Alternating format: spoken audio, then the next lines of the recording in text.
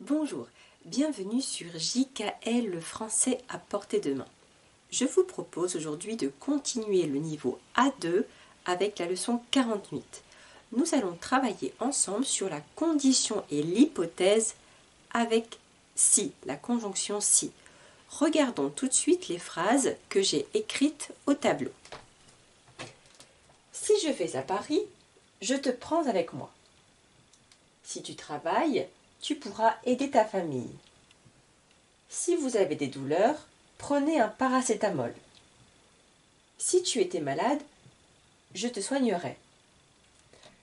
Vous remarquerez que ces 4 phrases commencent par la conjonction si. Commence par si. Si va me permettre de pouvoir exprimer justement soit la condition, soit l'hypothèse. Regardons maintenant la conjugaison des verbes. Nous allons d'abord identifier et repérer les verbes et essayer ensemble de définir quel est le temps utilisé. Dans la première phrase, si je vais à Paris, je te prends avec moi.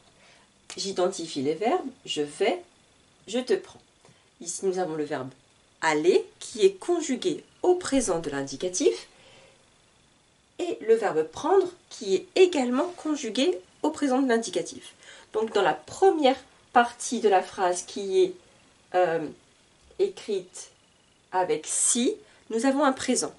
Dans la deuxième partie, après la virgule, nous avons également un présent. Regardons maintenant le deuxième exemple. Si tu travailles, tu pourras aider ta famille. Le verbe ici travaille qui est le verbe travailler, également conjugué au présent de l'indicatif. Et ensuite, tu pourras aider ta famille.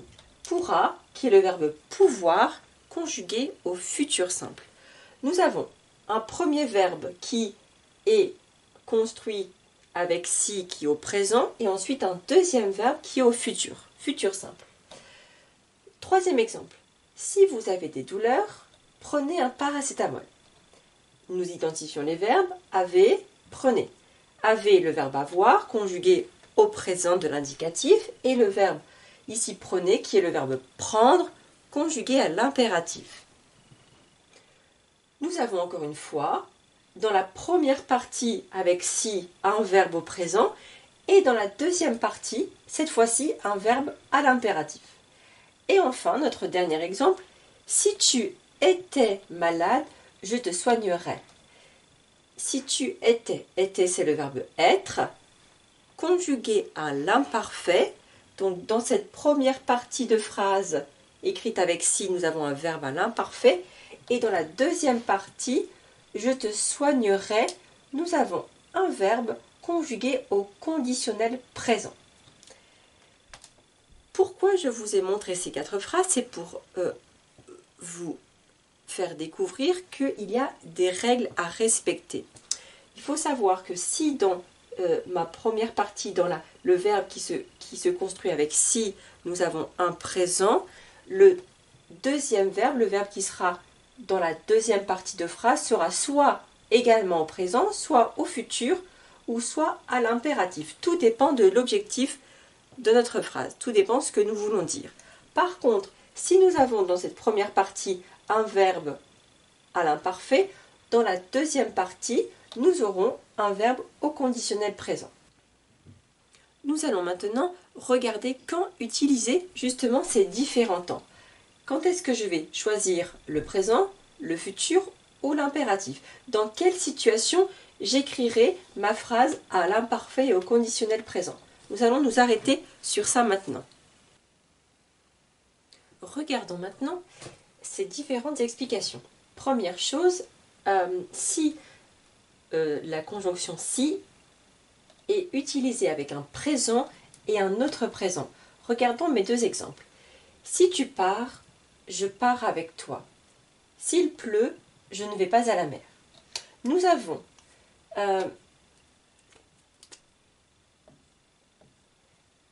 des faits, le fait de partir et le fait de ne pas aller à la mer, qui vont dépendre d'une condition, d'une circonstance nécessaire. Si cette première partie se réalise, alors, conséquence, la deuxième partie va se réaliser. dans la situation, la circonstance, s'il pleut, conséquence de cette pluie, c'est je ne vais pas aller à la mer. Nous pouvons comprendre qu'il y a une relation obligatoire pour la réalisation de cette deuxième partie. Je pars avec toi seulement si tu pars. Si tu ne pars pas, je reste. Tout dépend de toi. Donc là, la condition, c'est toi. C'est ce que tu vas faire. Dans cette phrase-là, c'est si tu pars, je pars avec toi. Nous avons une condition à réaliser et la conséquence de cette condition, c'est le fait que moi je vais partir. Ici, la conséquence de la pluie, c'est le fait que je ne vais pas aller à la mer. Nous avons ici une conséquence logique, évidente. Nous pouvons avoir, je vais noter, conséquence logique,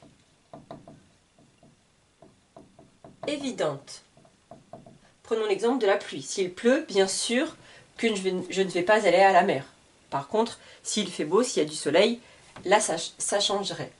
Donc, premier exemple, explication par rapport à l'utilisation du si avec deux verbes au présent. Maintenant, toujours pareil, cette fois-ci, l'utilisation de la conjonction si avec d'abord un présent, puis un futur. Si tu m'appelles, je te répondrai. Si tu viens ce soir, tu rencontreras mes sœurs. Encore une fois, nous avons deux choses. Ici, le fait de répondre va dépendre du fait de m'appeler. Si la personne ne m'appelle pas, bien sûr, je ne vais pas répondre. Donc, encore une fois, nous avons toujours un lien, une conséquence. Répondrai, je te répondrai est le résultat du fait d'avoir été appelé. Ici, dans ce deuxième exemple, tu rencontreras mes sœurs, tu peux rencontrer mes sœurs seulement si tu viens ce soir. Si tu ne viens pas, tu ne peux pas les rencontrer. Donc, il y a encore une fois une dépendance. Le résultat va dépendre de la situation au départ. Il y a encore une fois une relation, une conséquence. Mais cette fois-ci, on insiste sur le temps de la conséquence. On est sur un résultat qui aura lieu dans le futur. Là, on parlait de manière générale, de manière évidente, logique, tandis que là, on est vraiment dans un fait qui se produira dans le futur. Si tu m'appelles, dans le futur, je te répondrai. Si tu viens ce soir, on est bien en plus ici sur un temps, sur ce soir, on définit le futur, tu rencontreras mes sœurs. Voici pour l'utilisation, déjà dans une première partie du si avec le présent, mais pourquoi choisir derrière soit le futur, soit le présent? Continuons maintenant avec l'impératif. Continuons maintenant avec l'utilisation de l'impératif. Donc, phrase, construction de phrase, d'abord la conjonction si avec un présent puis un impératif. Regardons les deux exemples. Si tu viens, prends mon sac avec toi. J'identifie mes verbes, venir au présent de l'indicatif, prends, le verbe prendre, à l'impératif. Si tu rentres tard, ne fais pas de bruit. Tu rentres, le verbe rentrer au présent, et ne fais pas, le verbe faire, à l'impératif. Ici, nous avons, encore une fois, deux parties. La condition. Si tu viens, ici, ce n'est pas la conséquence, mais c'est une demande, un ordre. On demande quelque chose à la personne. Si tu viens, prends mon sac avec toi. Donc, imaginons que je te parle à toi qui me regarde. Si tu viens, je te demande de prendre mon sac. Ici, deuxième exemple, si tu rentres tard, ne fais pas de bruit. Là, encore une fois, je te demande de ne pas faire de bruit. Nous sommes sur un ordre selon une situation qui va se passer, une condition, le fait de venir, le fait de rentrer tard, alors un ordre se produit. Il faut réaliser quelque chose. Maintenant, prenons l'autre exemple. Si plus un imparfait, on obtient, ici, on ajoute un conditionnel présent. Regardons l'autre exemple.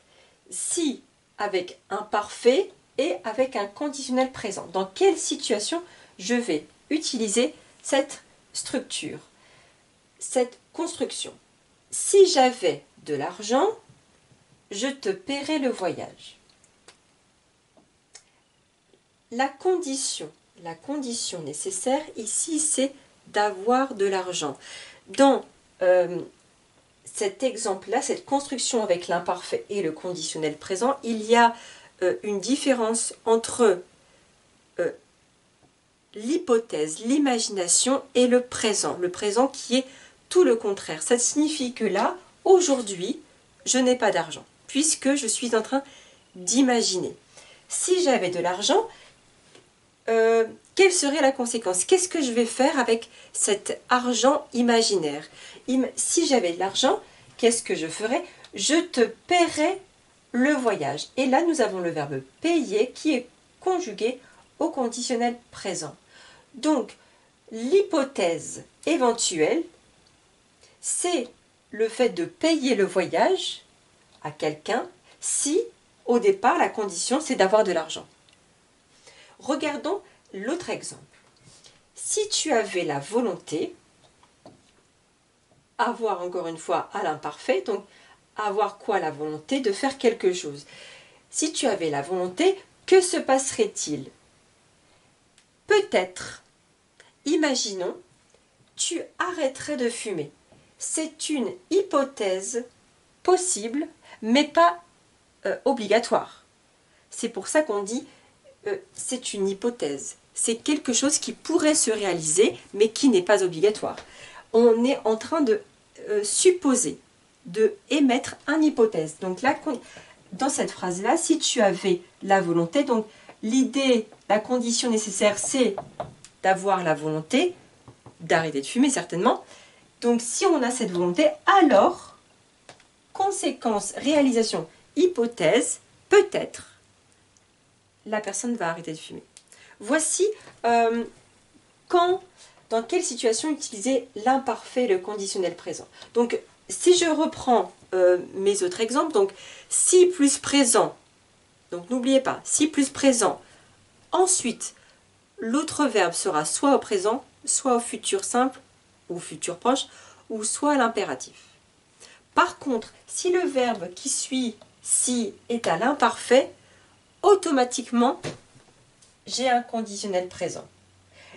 Je suis ici dans l'imaginaire, la supposition. Ce n'est pas quelque chose qui est réel aujourd'hui. Aujourd'hui, au contraire, c'est l'inverse, le contraire. Maintenant, pour pouvoir comprendre, assimiler, acquérir toutes ces informations, nous allons réaliser des activités. Je vous ai préparé quelques exercices. Je vais vous montrer des exemples et bien sûr, vous continuerez les autres seuls. Vous pourrez m'envoyer vos réponses. Regardons ensemble la première activité. Pour chaque phrase, choisissez le verbe au temps qui convient. Donc vous remarquerez dans les 5 exemples ici, 5 phrases à réaliser, vous avez 2 propositions. Vous devez choisir, bien sûr, la proposition correcte. Je vous donne la réponse pour la première phrase. Si vous suivez ces cours, vous pourrez ou pourriez réussir l'examen. Comment savoir si je choisis au futur simple ou au conditionnel présent? Donc, vous vous souvenez dans quelle situation? Normalement, pour pouvoir utiliser le futur simple, il faut que dans la phrase, le début de la phrase avec la conjonction si, je dois avoir un verbe au présent. Pour pouvoir utiliser le conditionnel présent, il faut que dans le verbe qui suit la conjonction si, je dois avoir un imparfait. Donc je vais regarder ce qui se passe au début de ma phrase avec si je repère mon verbe. Ici, si vous suivez, donc le verbe suivre est conjugué ici au présent. Donc comme le verbe est au présent, automatiquement mon deuxième verbe sera au futur simple. Voici la bonne réponse. Si vous suivez ces cours, vous pourrez réussir l'examen A2. Autre phrase. Si tu gagnais au loto, tu feras quoi ou tu ferais quoi? À vous de choisir. S'il prend le train, s'il prenait le train, il va payer plus cher. D. Si vous faites les exercices, je les corrigerai ou je les corrigerai. E. Si tu me fais une surprise, si tu me faisais une surprise, je serais très heureuse. Voici, première activité, à vous de choisir la bonne réponse et de m'envoyer vos réponses par mail ou dans le commentaire. Regardons l'activité suivante. Regardons cette deuxième activité. Quel temps choisir? Présent, futur, impératif, imparfait ou conditionnel présent? A. Si j'ai le temps cet été, je. Vous allez devoir conjuguer les verbes qui sont entre parenthèses au temps qui convient, au beau temps. Donc, si j'ai le temps cet été, je à la mer. Donc là, on parle du futur cet été, plus tard. Donc, si j'ai le temps cet été, j'irai à la mer. Voici la conjugaison du verbe aller au futur simple. Ensuite, B. S'il, vous devez conjuguer le verbe faire. Donc, s'il, beau, nous irons nous baigner. C. Si tu, le verbe vouloir, tu peux venir avec moi. Si vous, entre parenthèses le verbe être, un animal, lequel choisiriez-vous? Enfin, E. Si tu viens chez moi ce week-end, on, le verbe pouvoir, aller au parc. Voici pour l'activité 2. Je vous remercie d'avoir regardé ce cours de français, j'espère qu'il a été intéressant. Vous avez encore 2 autres activités à réaliser que je mettrai dans le descriptif de cette vidéo. N'oubliez pas de m'envoyer vos réponses soit en commentaire, soit sur mon mail avec jkl@gmail.com. Je vous dis à très bientôt pour un nouveau cours. Merci encore pour votre soutien. Au revoir.